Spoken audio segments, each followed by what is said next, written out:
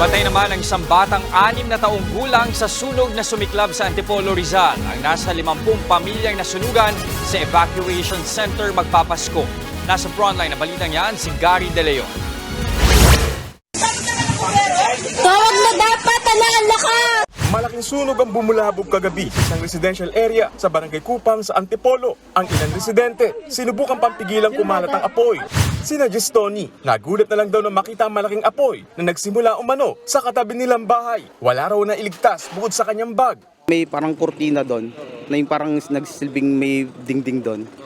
Biglang lumiyag siya yung apoy. Nung pagliyab na, nakita ako, sumigaw na ako ng sunog. Napakabilis po talaga ng pagliyab ng sunog. Sayang talaga kasi siyempre lahat ng pinaghirapan namin, naubos talaga lahat. Natutulog na po ako noon, may nagsisigawan po.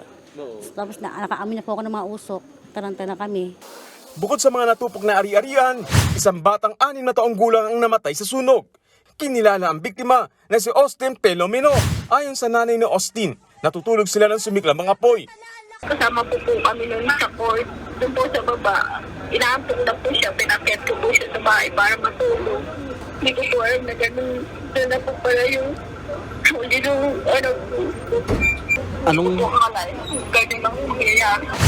Iniimbestigahan pa ng Bureau of Fire Protection ang sanhi ng sunog. Pero ayon sa kapitan ng barangay, napabayaan ang kandila ang posibleng naging mitsa ng apoy. Aabot sa 40 bahay at nasa 50 pamilya ang apektado. Pansamantala silang tumutuloy sa mga modular tent na ibinigay ng barangay. Dito na sila magpapalipas ng Pasko at Bagong Taon. Ang commitment namin, it's all-out support para sa kanila from the barangay. Lalo na itong Pasko na ito, ang importante na lang sa ngayon ay sama-sama sila. Lahat po ng pangangailangan ay ipoprovide namin para po sa kanila. Nagbabalita mula sa Frontline, Gary De Leon, News 5. Mga kapatid, Jess De Los Santos po. Iba na ang may alam at may pakialam sa panahon ngayon.